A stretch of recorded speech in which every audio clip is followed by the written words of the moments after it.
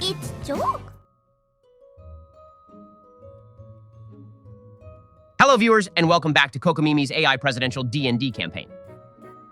In the last episode, we reported our findings about the missing bodies to the Guildmaster. Locke and I had a talk with my goddess.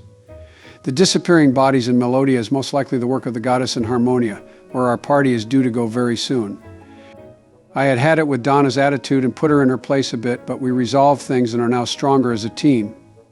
Finally, we registered our party at the Adventurers Guild under the name Goldguard and Friends of the Dawn. Now we need a badass logo, so I mean, we can sell merch.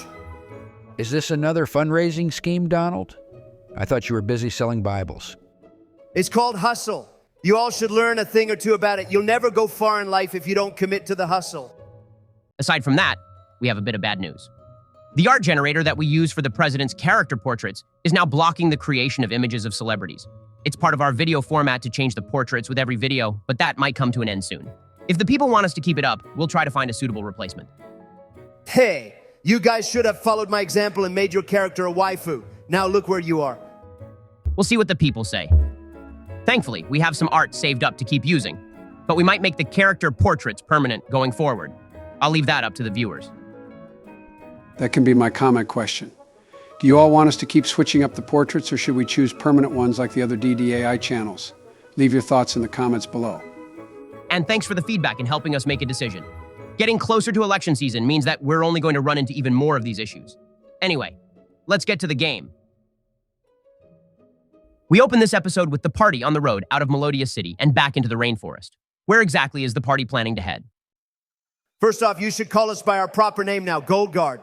Secondly, I think we should make a beeline to the temple to get this ritual song finished. Yeah, that sounds good to me. After we can stop in the Goblin Village and say hello to everyone, since we'll need to take a long rest anyway. And it will take some time to travel through the rainforest anyway. Walking through heavy brush is going to slow us down considerably. Actually, as the Goldguard approaches the edge of the rainforest, you note the presence of a shorter-than-average, green-skinned humanoid male. You recognize him after a few moments to be Grassam, the son of Zessam and Locke. He's half goblin? Wait, It's a long story, we'll fill you in later. But he's an old friend as well. Hi there, Grassam, you are looking very well. It's too bad we don't have a chance to spar. I heard from your father that you've grown in strength since we last met. Grassam grins at the party and waves. It's been a while. Father asked that I see you all off into the rainforest. Since you were last here, we've made some improvements. Beyond the edge of the town, you see that a portion of the rainforest has been cleared to make way for a path. The path continues through the forest and out of sight. This road has been cleared for the convenience of adventurers and to keep up trade with the Goblin Village. It will still be a day or so of travel ahead, but it is much faster than before. How long are you thinking that you'll be there? Probably only a day or so, and then we'll be ready to go. I see. Don't stay too long in the forest if you can help it. If you stay on the path, you should be all right. We can handle any enemy that comes at us, not to worry. I'm not worried about that. It's that there's some weird magic going on with the trees and thick foliage. We aren't sure how it works, only that it is a concern if you spend extended periods of time in the middle of the forest. How about one of you give me an insight check? I got this. Dirty 20. Benjen, your keen senses note that Argathrax is listening to Grassam's words very intently with a look of discomfort across his face. He knows more information about this phenomenon, but he probably won't share it with Grassam in front of the party.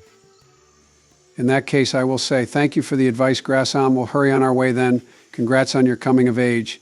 And then we all hurry off so I can talk to Argathrax. is it metagaming if I ask Argathrax what he knows? We'll say that you've picked up on Benjen's body language. I was going to have you all roll persuasion on this, but since Benjen rolled so well before, we'll say that Argathrax doesn't need much persuading. He puts a hand over his mouth in thought. The portal that we'll use to get to Harmonia is located in the mountains, but it is also surrounded by forest. If it is being maintained without external influence, I wonder if it is acting as a sort of siphon for the magical energy, especially in the rainforest. That's something that can happen? I've long since learned that anything is possible with Ben as the DM. Yeah, fair enough, but if it's acting as an energy siphon, then I think the portal ought to be destroyed. Of course, then that presents a problem of how to get to Harmonia. We could kill each other, then the goddess in Harmonia would raise us all. It probably... A bit of a harsh truth, but a truth nonetheless. However, I do not think it necessary. If you can destroy the portal on Harmonia's end, and I destroy the portal in Melodia's end, then it should stop the siphoning of magical energy. However, that will also mean that all of you will have to find another way to get out of Harmonia. Yeah, that's a whole new problem. Could Benjen's goddess get us out? I'm afraid not. Her powers don't extend to Harmonia. Then the goddess in Harmonia should be able to do something. We'll be in her domain. That's probably also our best bet. There's something else I've been thinking of, and since we'll be traveling through the rainforest, we have some time to talk. We're going to find Merrick, but he's going to be undead when we find him, right? Yes. So we've got to find a way to bring him back to life. How are we going to do that? There are a few methods I know of. You ought to know them too, Benjen. Ben, what do I know? Do I need to roll? Since this is part of your class, I'll say that you don't need to roll. Clerics get access to the 9th level spell, True Resurrection. 9th level? How high of a level does he have to be to access that? He'll need to be at least level 17. Reminder that the max level in D&D is 20. That level will be the sum of all your class levels. Oh, guys, not good. I can't reach level 17 as a cleric. I kept leveling up my bard class. I'm bard level 5, cleric level 1. So the max you'll be able to reach is level 15 as a cleric. And that's after a hell of a lot of grinding. That high of a level means you're going to be like godly powerful. I understand the appeal of wanting to reach those heights, though. There are other ways. Did you all not mention befriending a druid? Mavana? Yeah, she's probably in Harmonia. Then we can try to find her as well. And druids also have access to the True Resurrection spell. She might have multi-classed like Benjen, though. But if she has both druid and cleric spells, it's likely that she will eventually have access to the spell. It is worth investigating, in the least. Ben, did you introduce a druid character to this campaign while thinking about us needing a resurrection spell? Well, I was planning on killing one of you. It worked out pretty well. I think Ben is playing 5D chess while we're playing checkers. I used to love to play Chinese checkers with Gran during the bite of 1987. Wait, no, that's Five Nights at Freddy's. It was the snowstorm of 1887. We were holed up in our cabin with the lads down the lane.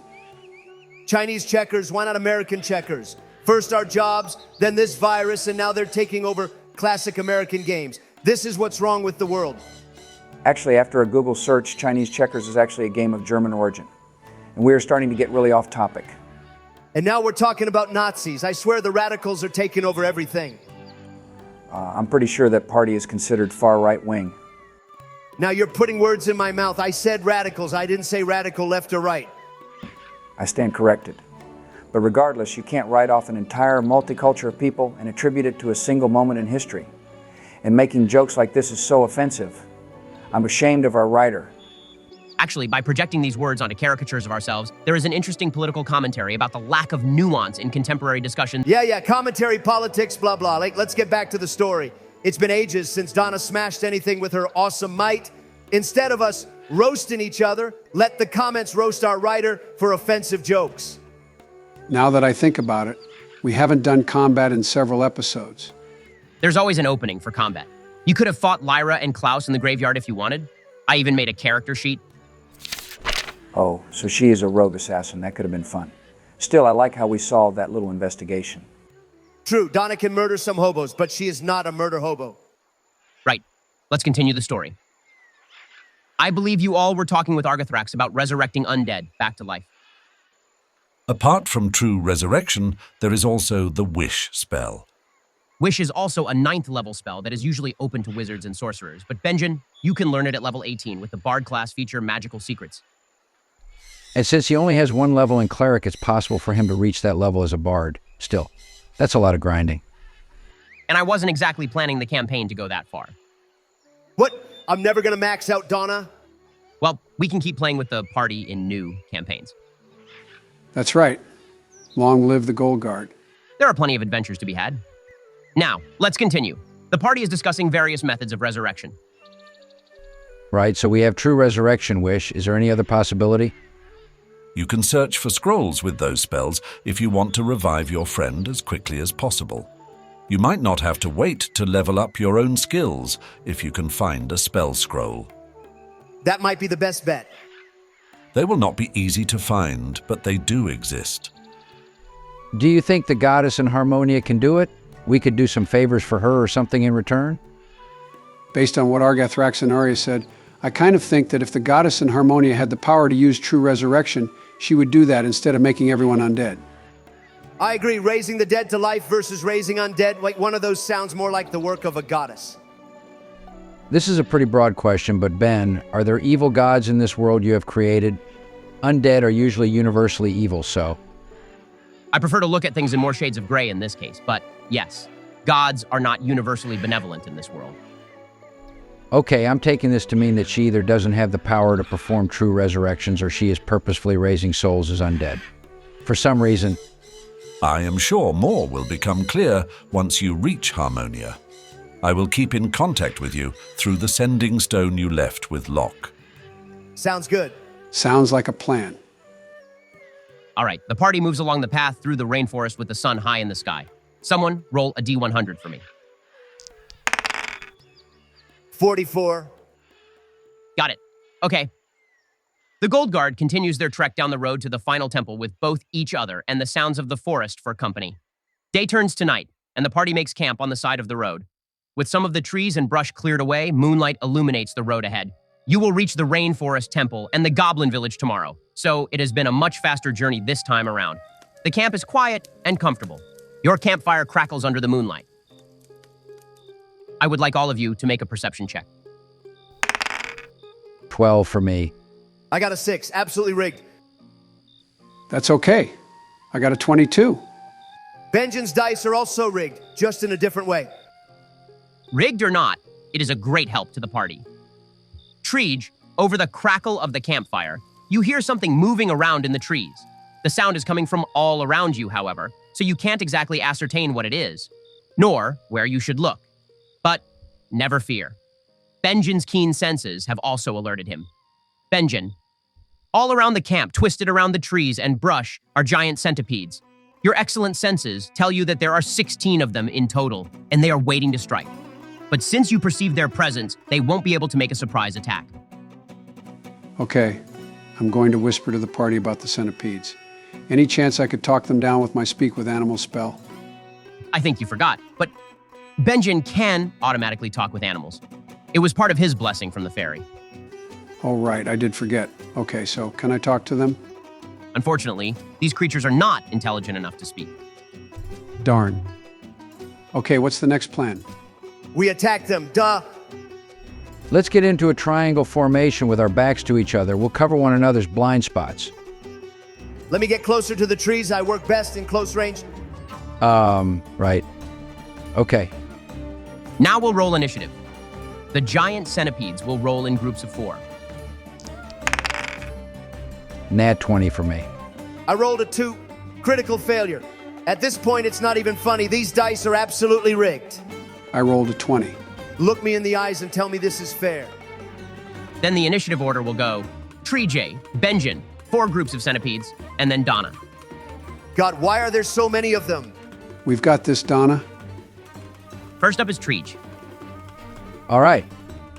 I'm going to target one of the centipedes to the south first with my musket. Does a 6 hit? I'm afraid not. Darn, that's a misfire then. For reference to the viewers, I have decided to allow Treege to use primitive firearms. No assault weapons or the like. They function similar to bows and crossbows. Also, they do more damage but have limited ammo. During long rests, Treege, you must replenish your own ammo, as you won't be able to buy it anywhere. We'll say that the firearms are your special invention. Nice. Sounds good. For my bonus action, I'm going to send out my Eldritch Cannon.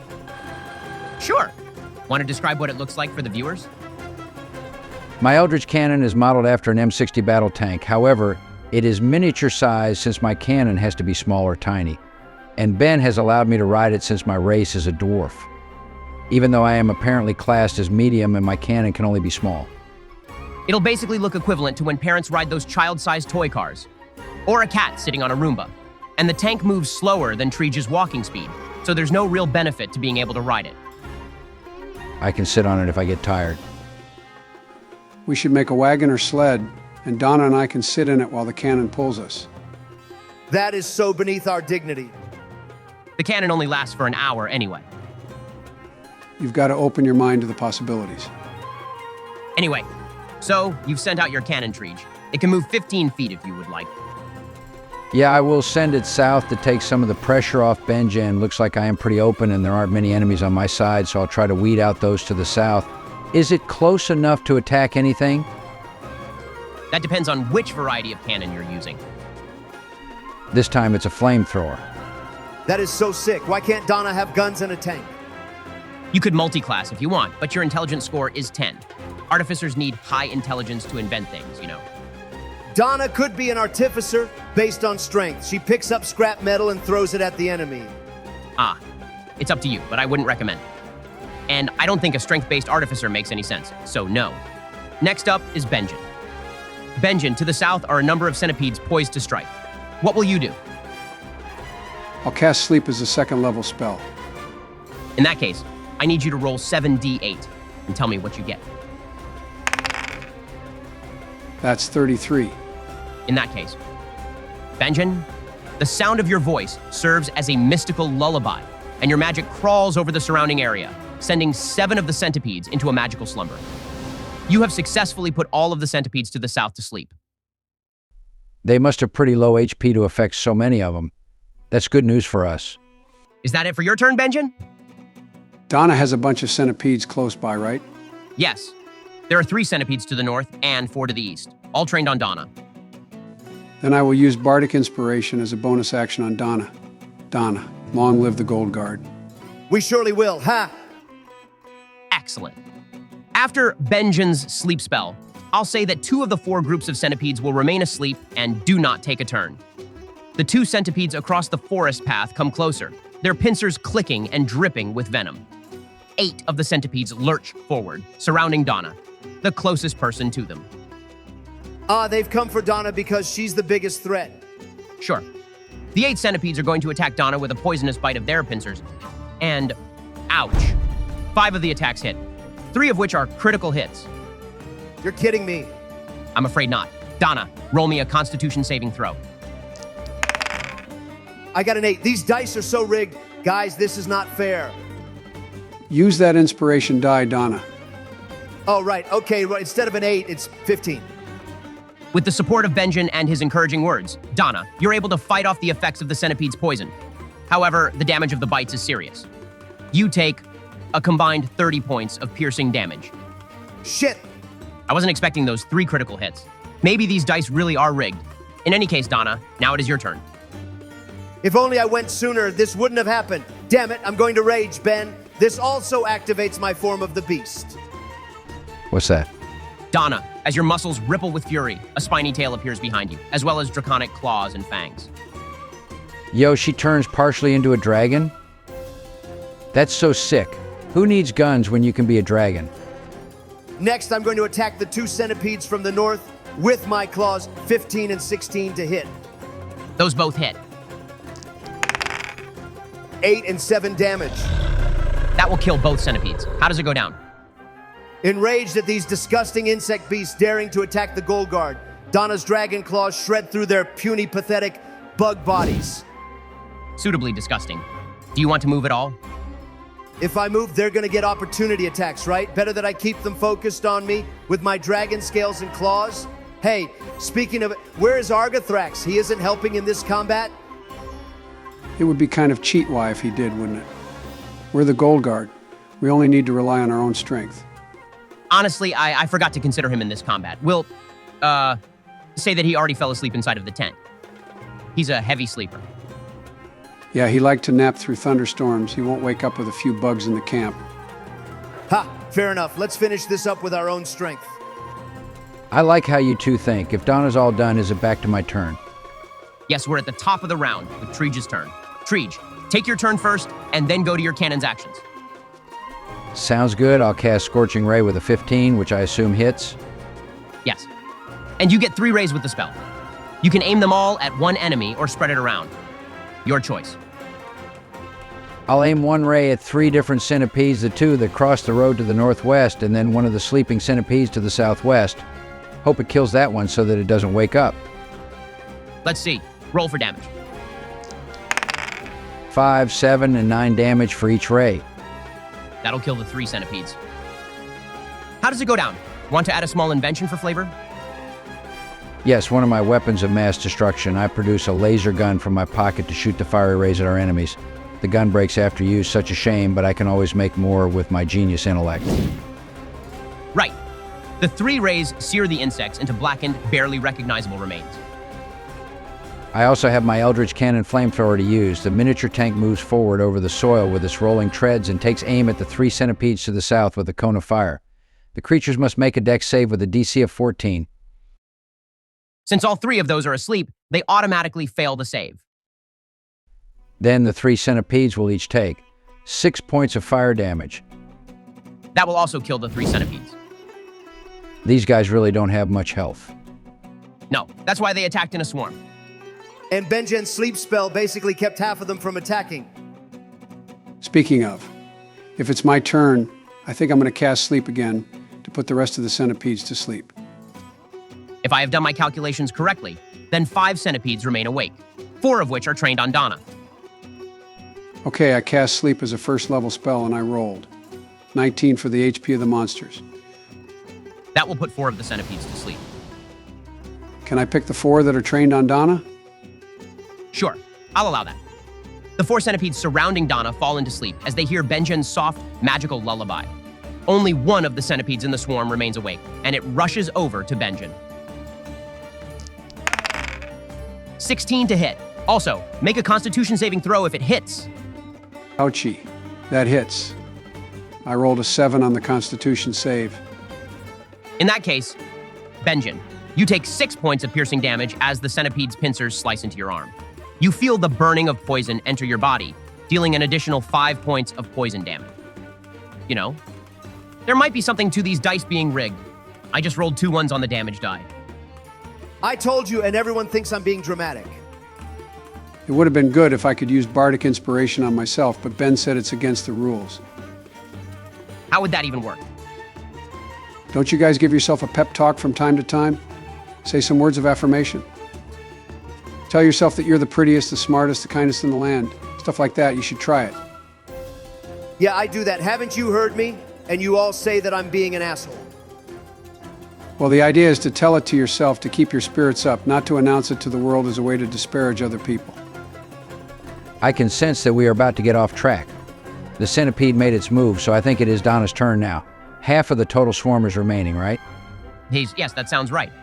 All right, time to smash some more bugs. I will save you, Benjen. Since the centipedes around me are asleep, I can move away to attack the others without tanking an opportunity attack, right? Yes, that's correct. Wait, Donna. Benjen and I can handle the centipedes closest to us. It's a waste of movement to come over here when you can finish off the bugs beside you. All right, fine. I'll attack 2 of the centipedes near me with my claws. Hey, I got a dirty 20 and a nat 20. What was that about the dice being rigged? Hey, I never said that. But yeah, that'll be 6 damage on one and 14 damage on the other. I assume that kills both of them. Yep. Without waking them up, you shred through 2 more of the centipedes with your draconic talons. Now we'll go to Treege at the top of the round. Treege, there's only 1 centipede still awake, and it is close to Benjen.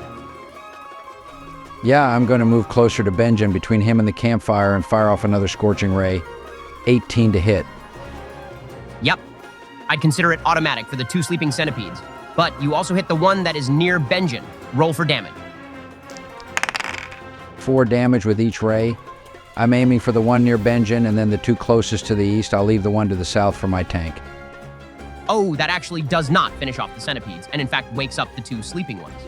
However, all of the centipedes are extremely wounded, on the brink of death.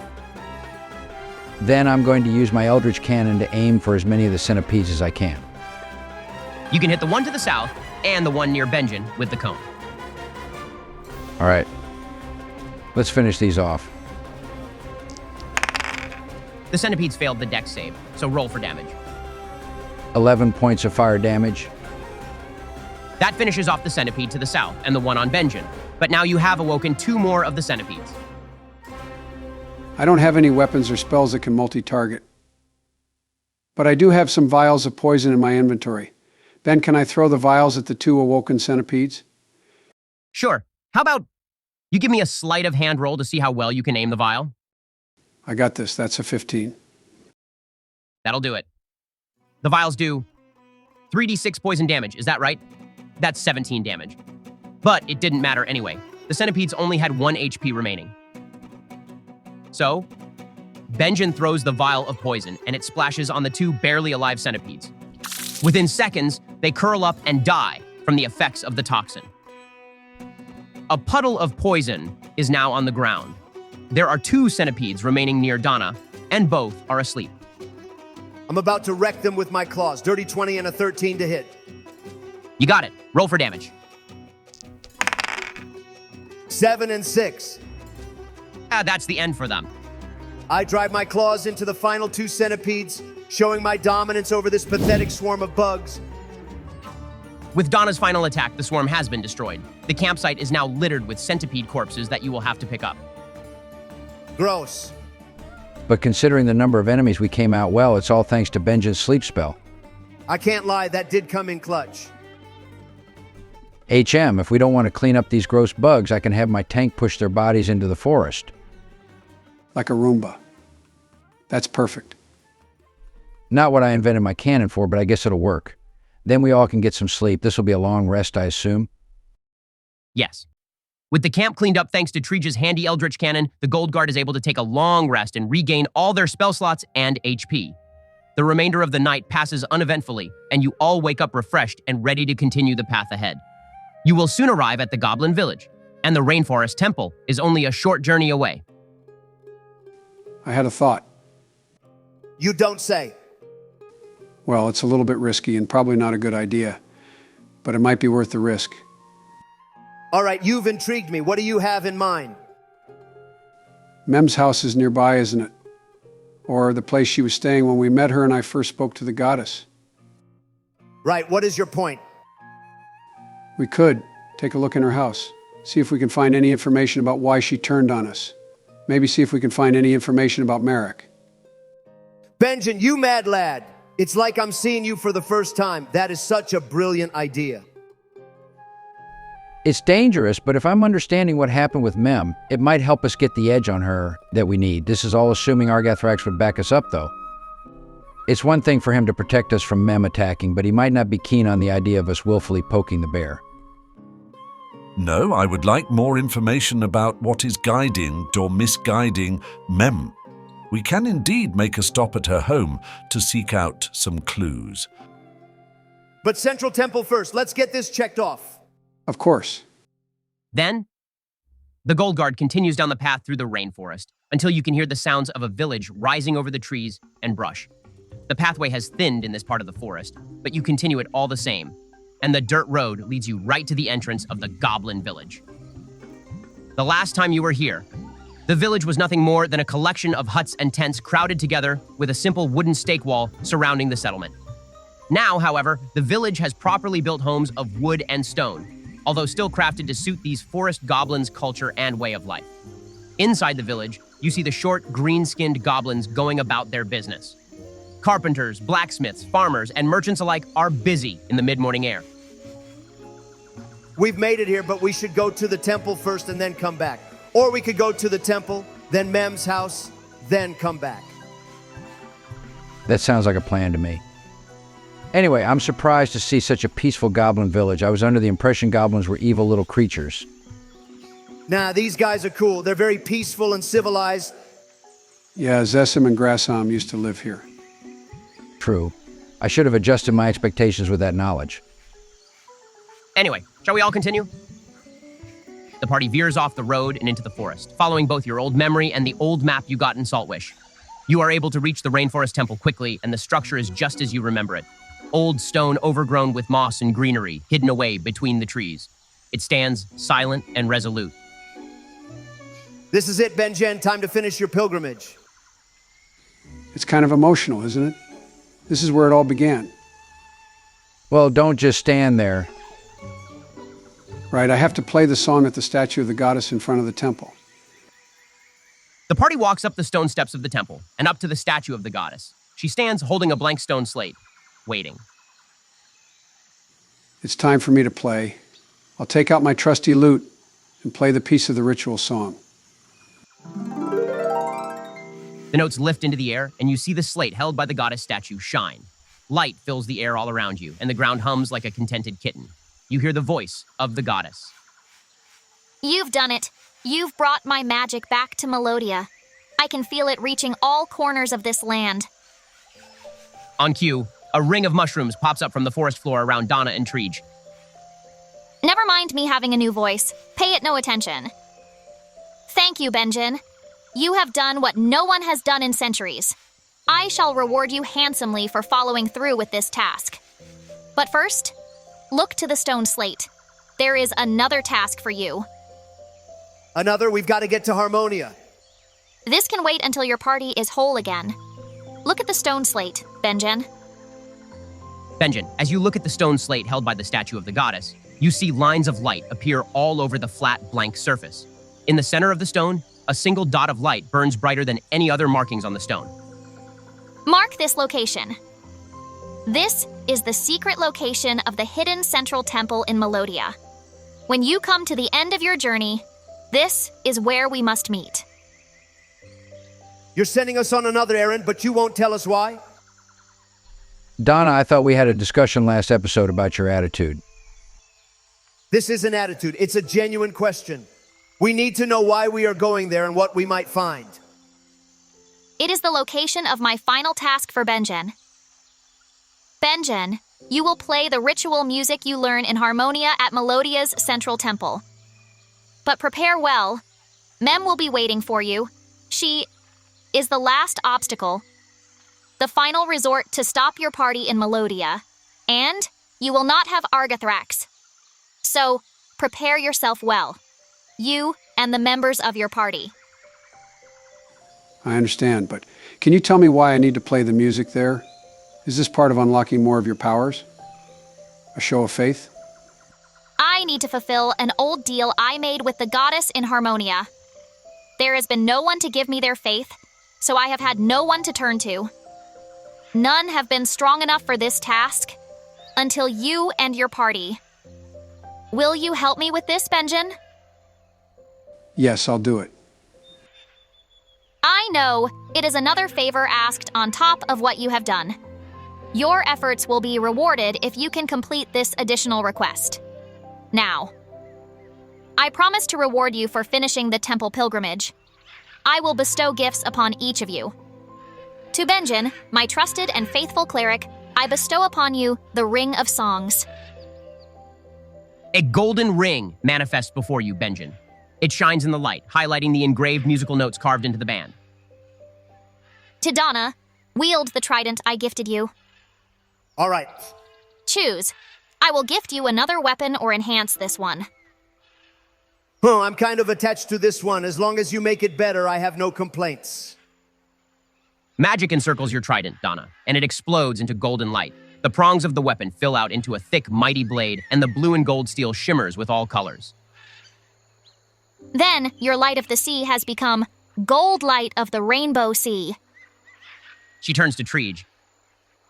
For the newest member of the party, the half plate you are wearing, and have infused. I will grant it the new property of necrotic resistance. May this serve you well in the trials ahead. I thank you. I have not been in this party long, but I intend to fight alongside them in all the battles to come. Finally, Benjen, I will gift to you something for your wizard, if you can reunite with him. It is the Ring of Mind Shielding. May it also help you in the trials ahead. Thank you. We will find Marek, and I will give this to him. Thank you, Benjen. May we meet again, soon. The magical light of the goddess fades, leaving the party alone once again. The items bestowed upon you each have unique properties. First, the Ring of Songs. This is a magical ring that will grant you 2 extra uses of bardic inspiration per long rest. Additionally, if you grant another creature a die through bardic inspiration, and they do not use that die, you can regain 1 use of bardic inspiration. Sweet. No inspiration shall go to waste. Donna, Your trident has been enhanced into a +3 battle axe that still deals additional radiant damage as a bonus. I'll miss my trident, but battle axes are a staple for barbarians. Hell yes.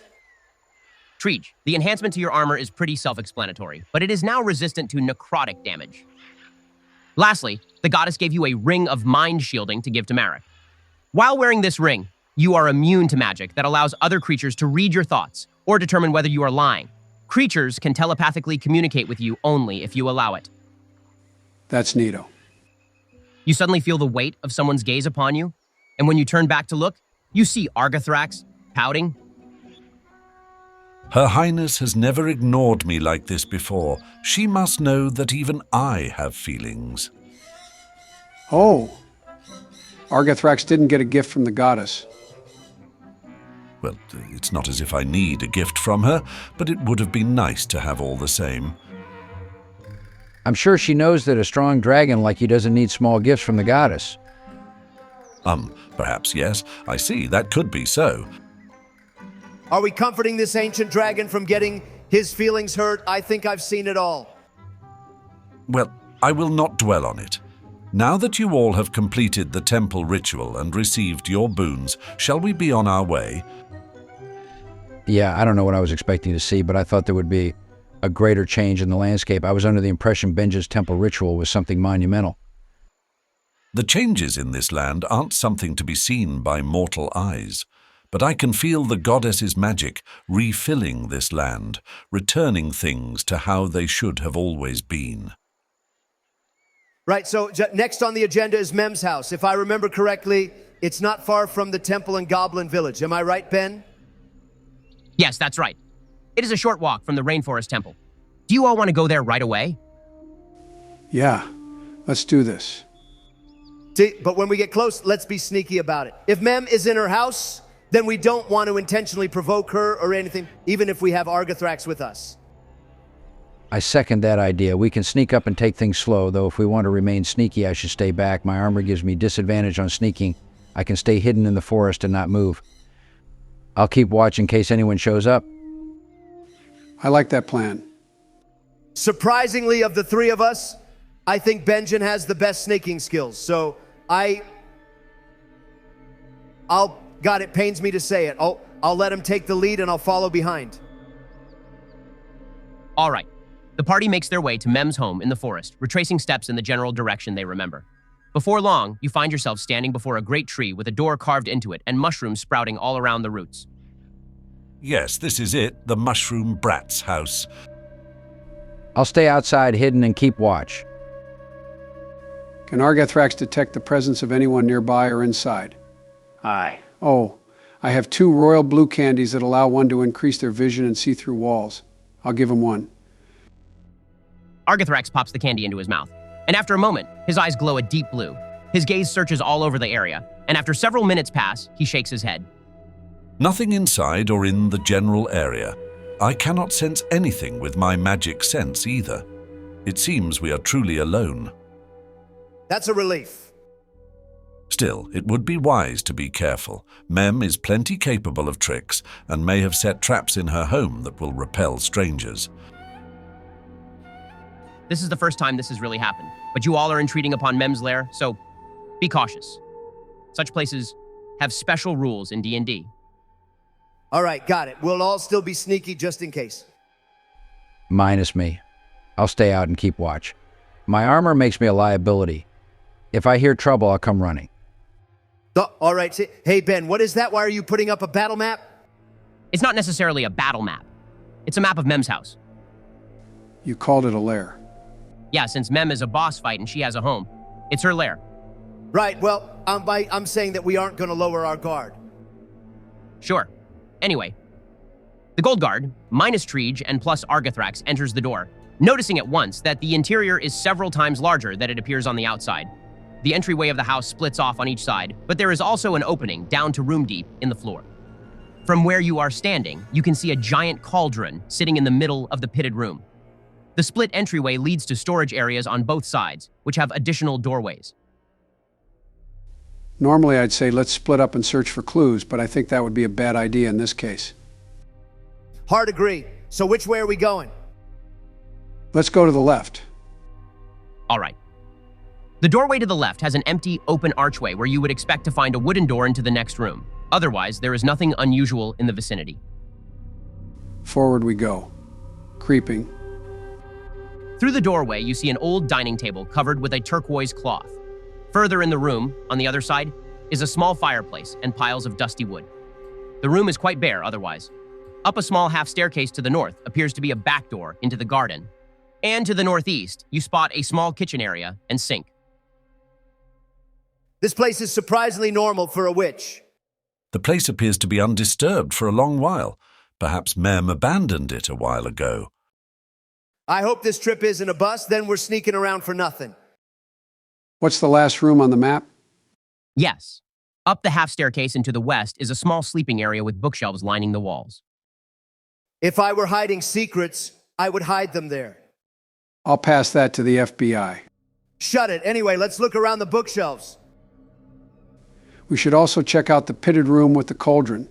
If it's a workstation, she might have left something behind. We have mostly swept the house and found no one. Perhaps your friend Treege can come inside and assist with the investigation.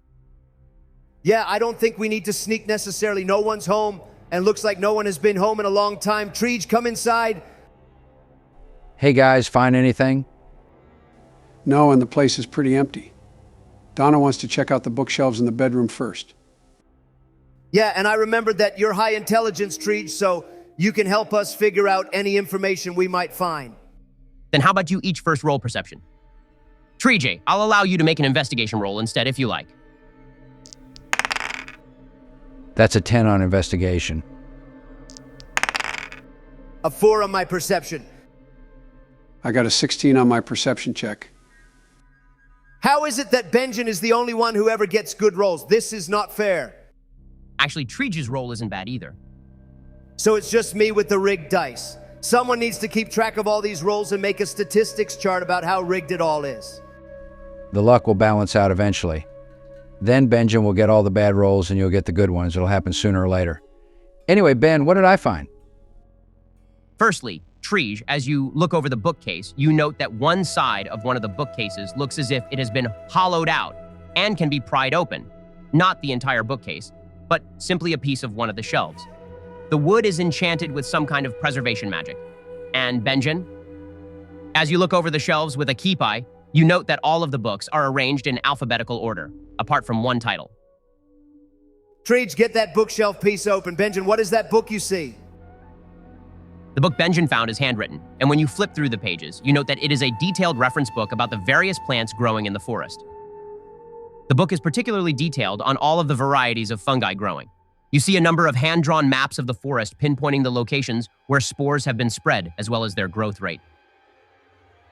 Ben, didn't you know that fungi aren't plants? Whatever. Treege, if you would like to get the bookcase open, I will need you to roll sleight of hand. I have thieves' tools and a crowbar. Can I use my inventing powers to put together a mechanism to get it open? Sure. I'll allow that. Roll me a general intelligence check, and we'll see what you're able to come up with. That's a 12 on the intelligence check. Do you want to roleplay some flavor? After rummaging through my pack, I put together a genius lockpicking / crowbar mechanism that can sneakily pry open objects to find the treasure within. No longer do I simply craft weapons of mass destruction, but I now make weapons for mass obstruction.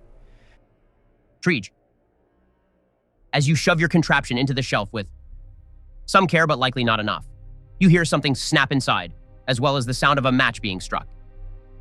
Ah, what did you do? I will assist. I will make a sleight of hand check. I'll get out whatever's in the bookshelf.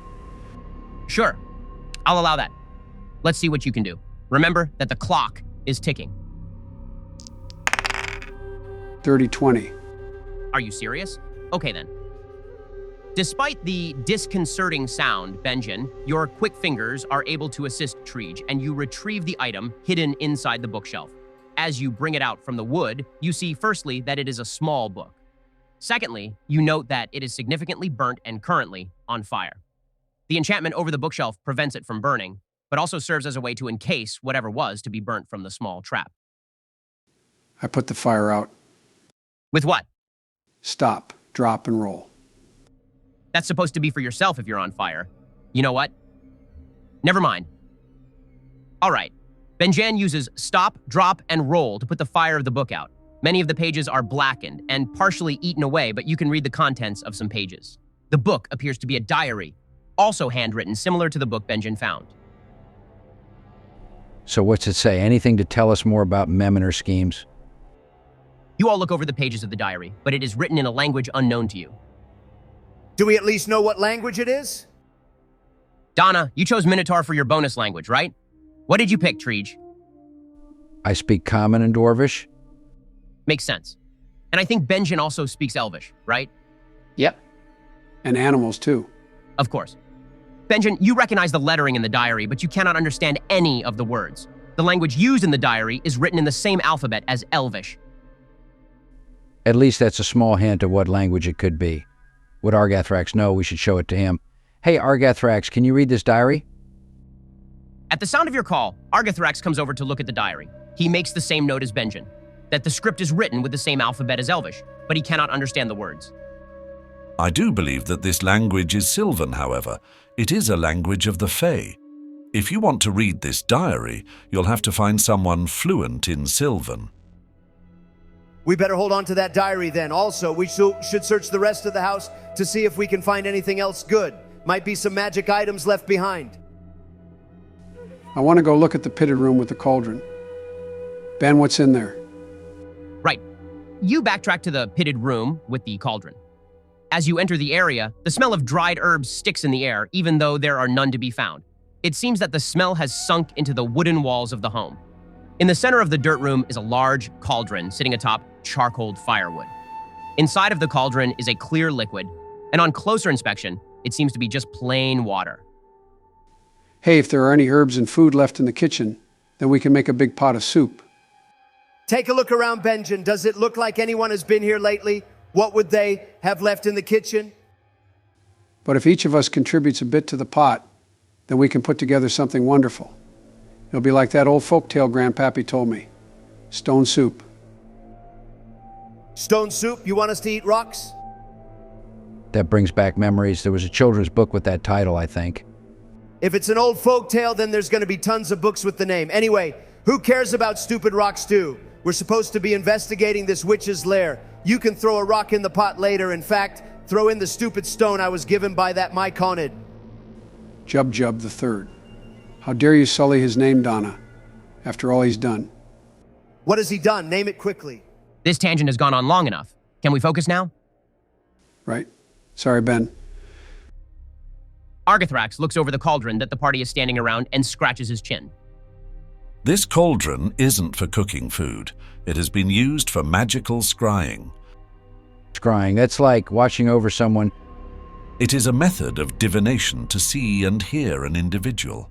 One could use it for purposes of spying or gathering information. Heden, Mem could have been keeping an eye on our whereabouts then. It would make sense. I'm tired of this mushroom witch lady. I want to defeat her already. I don't think we're strong enough. Not yet, anyway. Ben, can I search this room for any other magical artifacts or ingredients? Maybe something was left behind. Let's see. Roll investigation for me. That's an 18. The room is mostly barren, but there are a few crates in the corner of the room collecting dust. As you peer inside of them, you find assorted, empty glass bottles and vials. There is a planter in the room overgrown with moss and weeds. Your methodical exploration leads you to comb over the entire room, but there isn't anything left behind that is of value. Darn, this house has been a whole lot of nothing. I thought we might find some interesting tools that I could use to tinker with. I also confess myself disappointed. All we got were some weird handwritten books. I would have even taken drug mushrooms if we found them. Mushrooms and stone soup. Now that sounds good. Will you focus and quit it with the soup? Hey, if the cauldron's not being used anymore, then we might as well make use of it. I bet the Goblin Village would love a community soup cooking party. We could bring the cauldron there. If you're going to be weird with the role play and insist that we do time-wasting stuff like that, then I say we don't go to the Goblin Village at all and go right to the portal that Argathrax mentioned. But it's the little things that add color to the story and world, Donna. I get it, Benjamin, but I also feel we should move with more of a sense of urgency. We want to find your friend Merrick, don't we? The sooner we get to the portal, the sooner we'll be able to look for him and Harmonia. All right, you guys win, I guess. Okay, listen, we'll compromise. We can make your weird stone soup fantasy and then get back on the road. Will that make you happy? Oh boy, it's just like how my grandpappy told the story. Now we just need a good stone to start the soup. No need, I'll drop Jub Jub into the cauldron. He'll be perfect for Benjamin's stone soup. Huh. This isn't exactly how I thought things would go down, but all right. Donna, as you drop Jub Jub the third into the cauldron, the surface of the water ripples and quakes as if the ground beneath it is shaking. What the heck are you doing now, Ben? I didn't think it would take this long. Anyway, the surface of the water begins to bubble. I need all of you to make a dexterity saving throw. What for? To dodge. 18 on the dex save for me. 13 for me. I got an 11. Finally, I roll better than Benjamin. Donna and Treege, you are able to jump back from the bubbling cauldron. But Benjen, you aren't as fast and water splashes all over you. What, that's it? He doesn't take any damage? It's just water in a cauldron. This game is rigged. No one can tell me otherwise. Just wait a second. After a moment of bubbling, out of the water shoots a gray ball of fur, the same color as the rock, but now with a pair of glowing golden eyes. Then you see pointed ears and a little snout. And you see that you are now holding a small wolf cub with a stone gray coat. Yo, what? This is what the rock turned into. Why didn't you tell me sooner? Honestly, I didn't think it would take you this long to throw the rock somewhere. Having a pet rock was funny for a little joke, but it wasn't going to be permanent. Oh, that's so good, Donna. Now, if I bring out Prince Hops, he'll have another friend to talk to. Just be sure that Jub Jub doesn't mistake the frog for a snack. We can't call him Jub Jub. That is a stupid name for a wolf pet. Hey, that's not very nice. Donna has a point, though. I'll call him Dwayne. Oh, the Rock. Duh, Benjamin. Now tell him his name for me. Sure thing. Hi there, little baby. Your mom has named you Dwayne. Dwayne? Okay then. I thought I was called something else, something like Jub Jub. I think this wolf is a girl. Someone's got to check. God, you two. How dare you treat a lady this way? So shameless. What are you going to do? Lift her in the air to have a look? Shame on you. Sorry, we shall treat Dwayne with respect. And Ben can finally get rid of that stupid rock picture with Donna's portrait. It's about time. Well, you have to thank Benjamin, too. He wanted to make stone soup. If not for that, you might not have gotten this new familiar. I would have figured it out eventually. But yeah, good on Benjamin for wanting non-ice cream related food. But on that point, are we still making soup or whatever and then getting on the road? Soup with the team. That's what makes this journey worth taking. Normally we skip over this, but since we're taking the moment to enjoy the ambience in the game, each of you could roll for nature to see what you can find in the forest around you. Whatever you forage can go into the soup. We have the book on plants now, too. True enough. I'll let you all roll with advantage then. 14 for me. 7 for me. These dice are still rigged. 24 for me. What the hell, Benjamin? Give me your character sheet. This is bullshit. How do you have so many bonuses on all these skills? That's not fair. My character is built for the role play and controlling the field, while yours is built more for combat. No shame in it. It's so humiliating to get these bullshit rolls. You'll shine when combat comes around. Anyway, what did we all find, Ben? Well, Donna, you find a few pieces of moldy cheese in the cottage's kitchen. It isn't much for the soup, and might not even be edible. Treege, you are able to find a handful of edible plants growing in the back garden and in the forest around Mem's house. It's enough for a nice soup base.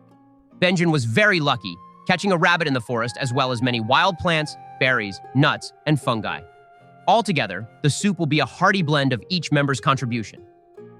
I love this so much. Yeah, it's very cute. Hey, how come Argothrax didn't do any collecting? Well, it would kind of be cheating to have the powerful dragon help all of you constantly. We'll say that while everyone was gathering, he was minding the pot and doing the cooking. Fair enough. So we've had our soup moment, Benjamin. We should keep moving. Yeah. I honestly think if we take much longer to get to Harmonia, the viewers are going to start clawing our eyes out. I'm kind of trying to rush it forward at this point. So if it's not a problem, shall we get to the portal?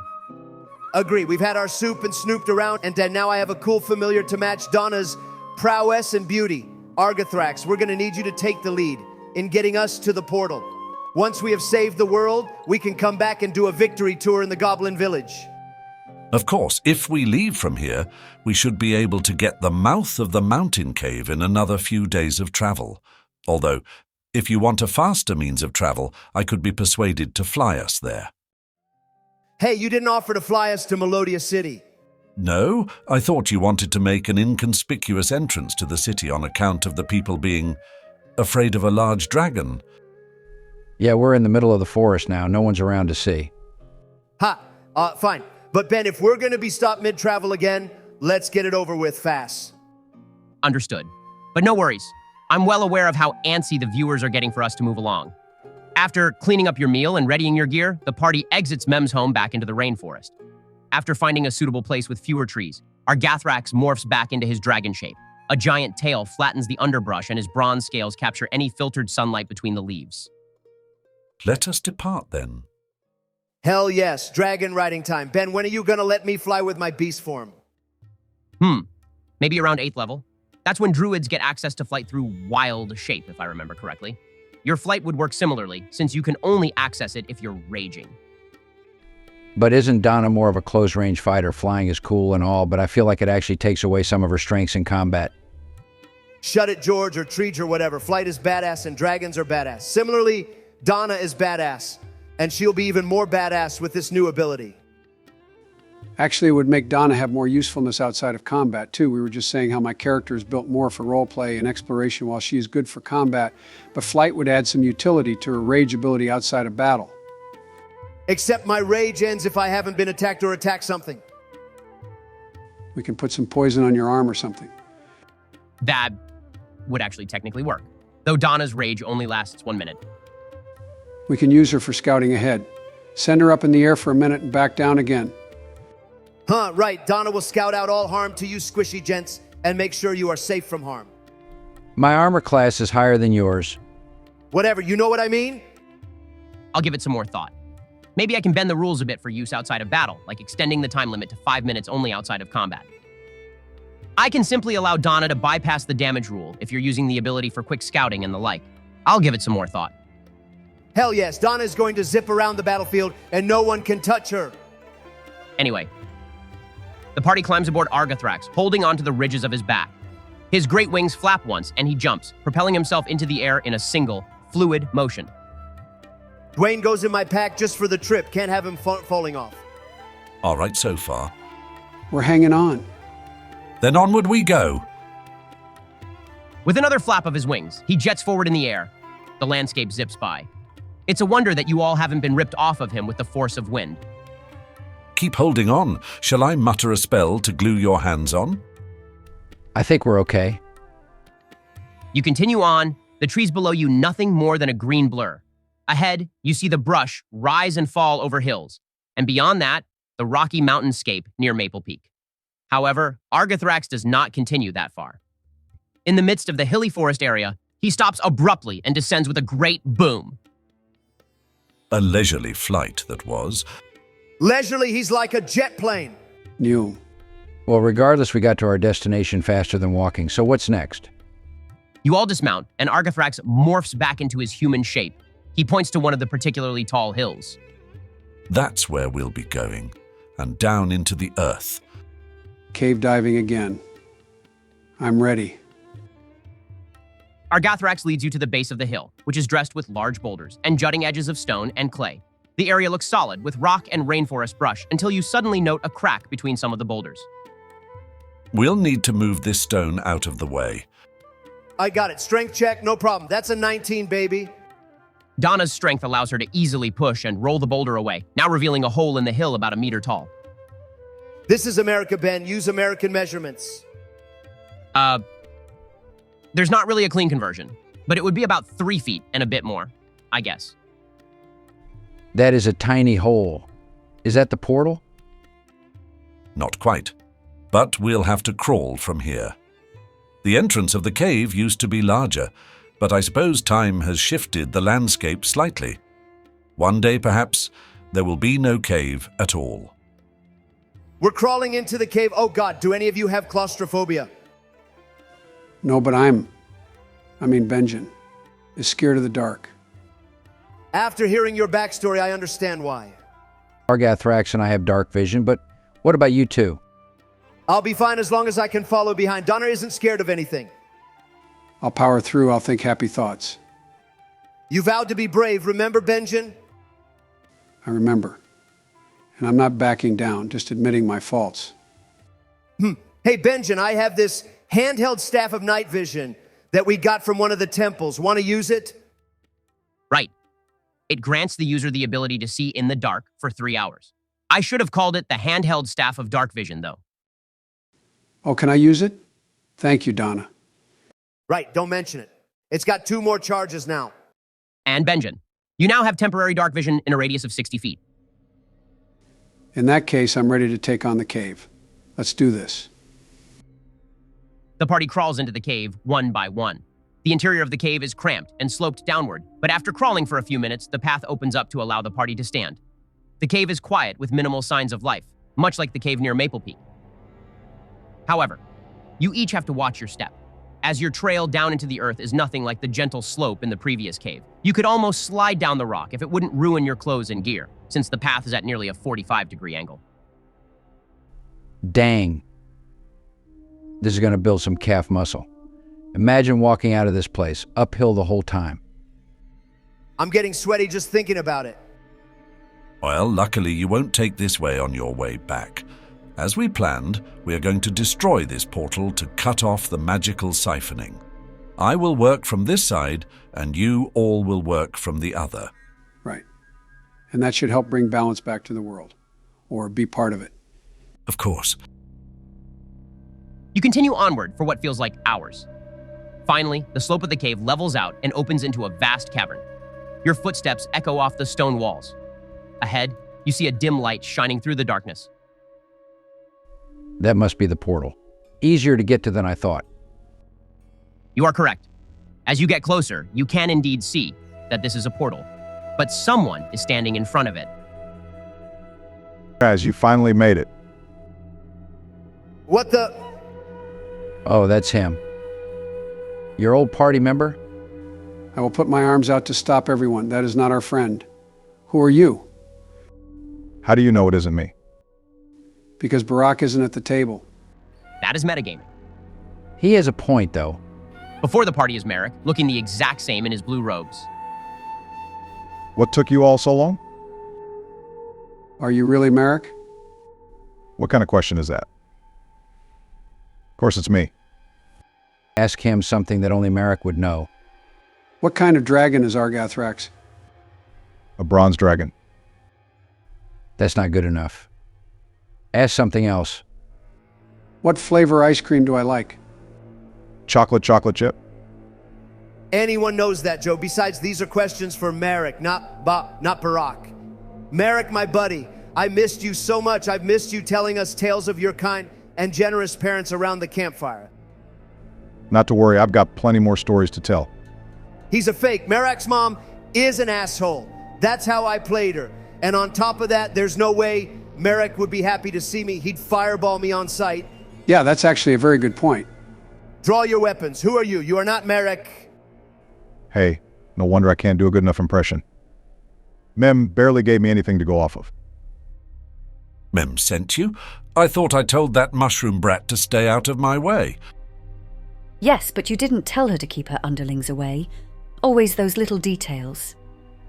The form of the person in front of you has shifted, and now instead of your friend, a woman stands before you. She is pale, bloodless, with white hair and eyes.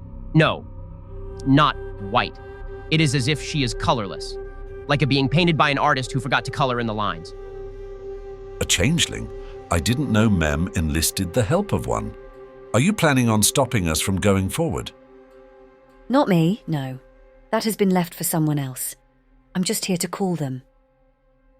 She takes out a small whistle from her pocket and blows, but no sound reaches your ears. I've got business to attend to, but we'll meet again soon, I'm sure. Before you can react, she enters the portal and disappears. Sorry, but what was that? A changeling. A special type of humanoid who can take on the appearance of whomever they like. I wasn't aware that Mem now had one as a lackey, and it makes things more complicated now that she's gone through the portal. You all will have to be vigilant. No doubt she will use more tricks to try and hinder or eliminate you. Ah, damn it. It's okay, Donna. Remember, we are a team. The Goldguard.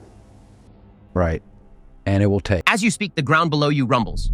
Across the cavern, you hear thunderous footsteps of a great beast sprinting closer. Weapons high, boys. A gigantic furry beast enters the cavern with a crash through the rock, snarling, teeth bared. Fire licks over its back with orange and red sparks. You can see now that the beast is a three-headed dog, and it has been called to attack. Before we roll initiative, let's call in our special guests. Come on in, ladies. Thank you for inviting me, Ben. So this is where Donald has come. When he tells me he is going to play golf, I knew it was strange that he still needed to get a spray tan after playing golf in the sun for hours. We talked about this. Let's not air out our laundry in front of people, and my tan is real. It is nothing more than my golden glowing skin. It is as real as Melania's. Never mind. I'm not going to finish that. I'm not here to disparage other women. But Ben, I thought Barack was supposed to be playing. Hey, where's Laura? She couldn't get her mic working. Sorry. That's all right. It's pretty funny to see these two get dunked on by their wives. Hi, honey. How are you doing? Oh, just swell. This game sounds like so much fun. And so educational. I love puzzles and such. You'll love it. I guess if we wanted Joe to get dunked on, I should have invited Kamala. Anyway, you ladies will be taking over control of the Cerberus monster. It has 3 heads, so you'll all be working together. Teamwork makes the dream work. Right, Jill? Oh, yes. It's good to be working with you again. Hey, what about me? I guess you're here too. You two are so mean. You bully me. I can see that the tangent leading is not exclusive to the regular table. Let's all focus, all right? Donald, if you beat me, you will be sleeping on the couch for a month. Ha! That's a good idea. Do your best, honey. I always do. Maybe this was a mistake. Oh well, guys, let's all roll initiative. If you want, you can have Argathrax join the fight. You're gonna rely on an NPC to beat us? No way. We'll do this ourselves. Argathrax can babysit Dwayne for me. Don't let the threat of the couch hold you back, Donald. Right. So, let's roll initiative. Each of the heads will roll separately, so all the ladies can take a turn. 20 for me. 19 for me. And I got a 12. I rolled a 10. I rolled an 11. And I got 14. Then the initiative order will go Trij, Donna, then Jill as one head, followed by Benjen, and then finally Melania and Michelle. Donald, why is your character a woman? Do you have something to say to me? I modeled after you. Oh, that's fine then.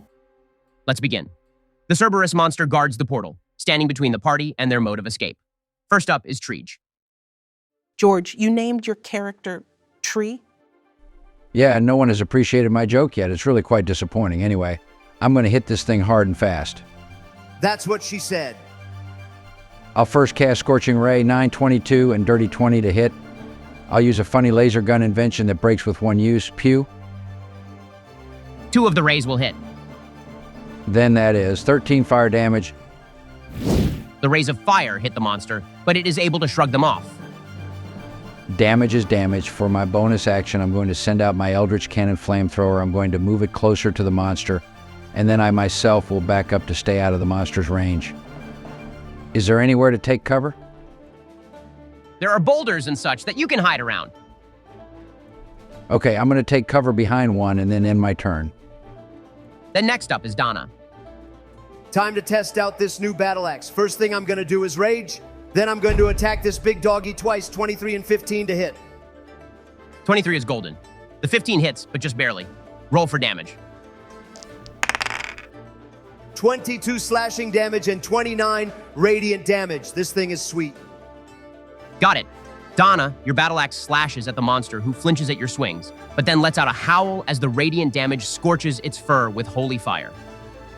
I'll stay in close range while you two hold up the back. Argothrax can jump in if and only if things get bad. Good plan. Don't forget that your opponent is technically another player now. This will be different than usual. You're forgetting one thing, Ben. What? That they have to work together in the same body. Do you think all three of them can agree on something? We can agree to kick your ass. Get them. It's Jill's turn. Jill, if you want to move during your turn, you'll have to talk with the others and see if they agree. If they don't, then you can try to move, but I'll make you do a saving throw to see if you can do it. All right then, let's see what I can do. Well, I don't think I want to attack Joe. Or, Benjen, I'll attack Donald's character. Yes, if we beat him, then I get the bed to myself. The Cerberus has 3 heads, so you each will get an opportunity to attack when it comes to your turn. However, your magical attacks may take time to charge if one of the others uses it. I can just bite. Donald is right there.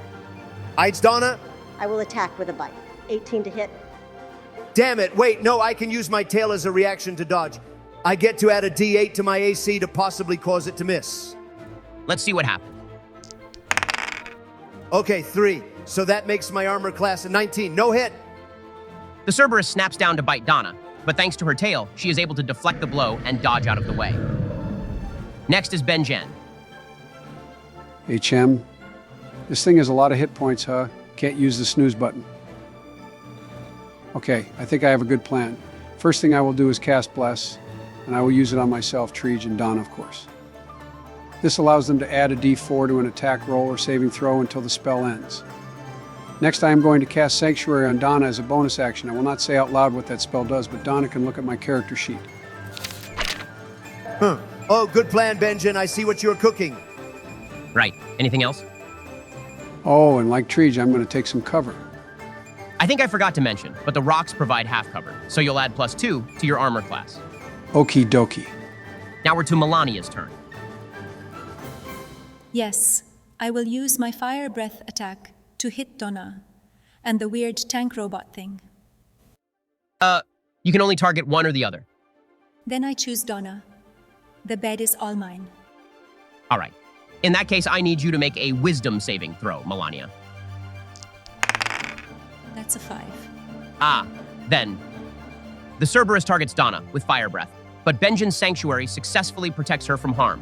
In addition, the Cerberus will lose that spell and need to recharge it for the allotted time. Damn it, Melania. Now you've lost us a spell. You shouldn't have attacked Donna. Go for the robot instead. Shut up, Michelle. Let me play how I want. I wouldn't have any complaints if we weren't all playing the same monster. But since we are, we need to coordinate. Ben, is it my turn? Unless Melania wants to try moving, then yes. I'm going to attack that cannon thing with Fire Ray. 19 to hit. That hits, yeah. Roll for damage. That's 23 points of fire damage. That's real bad. Yikes. Oof. The Cerberus fire attack is devastating, melting much of Treege's Eldritch Cannon. It is barely hanging on. We're back to the top of the round. Treege, you're up. All right, I'll take aim with my musket. Does a 16 hit? Yes, it does. Roll for damage. That's 9 piercing damage. In addition, I'll use my cannon to its full potential. I need one of the heads of the Cerberus to make a dex saving throw. I rolled an 8. In that case, that is 11 fire damage done by my flamethrower. You might have melted it, but he can still attack. I'll stay here under cover. Donna, you're up. Yep, let's finish this up fast, boys. I got a 13 and 19 to hit. I can roll a d4 to add on to that 13, and that is, 16. Roll for damage. 23 slashing damage and an additional 26 radiant damage. The swings of Donna's great axe hit the Cerberus, but again, the howls more when burned by the radiant holy fire. The 3-headed dog is looking weary, but still dangerous. We're gonna go to Jill's turn. Guess I should finish off that little robot. I'll bite it. 23 to hit and 11 damage. That'll be the end of Treege's Eldritch Cannon. The giant dog's jaws clamp over the miniature tank, rendering it into scrap metal. Oh, my sweet child, you served me well. Also, I think we should try to move closer to the others and away from Donna. Yeah, I agree. Well, I don't. I want to kill Donna. Jill, roll a wisdom saving throw to see if you can move despite the other head disagreeing. All right, that's a 13. You struggle forward, but the iron will of the other head won't let you take another step forward. We'll remember this, Melania. Now we're at Benjamin's turn. I'm going to cast Hideous Laughter. Doggy must make a wisdom saving throw against a DC of 14. I rolled a 12. In that case, the save fails and the spell is successful. Benjamin, do you have a joke you want to tell?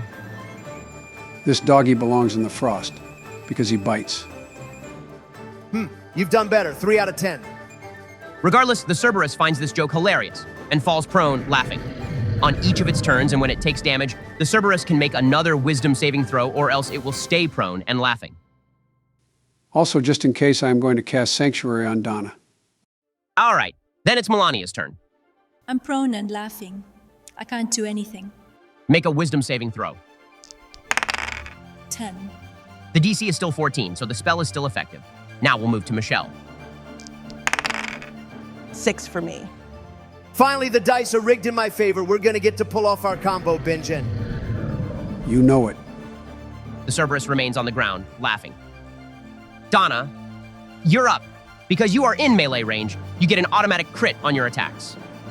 Big number time. Are you ready for this, Ben? I don't think you are. First hit is 20 slashing damage and 30 radiant damage. Okay, hold on. The Cerberus gets to make another wisdom saving throw with advantage due to taking damage. What? I can't just kill it? We'll see how the dice comes out. I'll do the roll. I got a natural 20. That means after Donna makes her first attack, the Cerberus is no longer prone. You don't get the automatic crit on the second attack. That's bullshit, Ben. Roll for your second attack. That's a 15 to hit thanks to Benjen's blessing. 11 slashing damage and 7 radiant damage. The three-headed dog is barely hanging on after Donna's savage attacks. That bonus radiant damage is crazy. Jill, you're up and you're barely hanging on. Oh, we're gonna lose. Well, might as well go out kicking. I'll cast Fire Ray again. 27 to hit and 22 fire damage.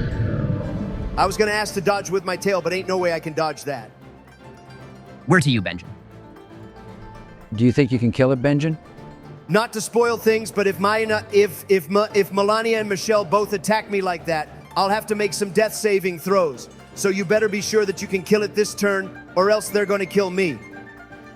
Let's not risk it then. We'll follow what we've been doing thus far. In that case, I'm going to try both our plans. First, I'll cast Hideous Laughter again. I rolled a dirty 20 on the save.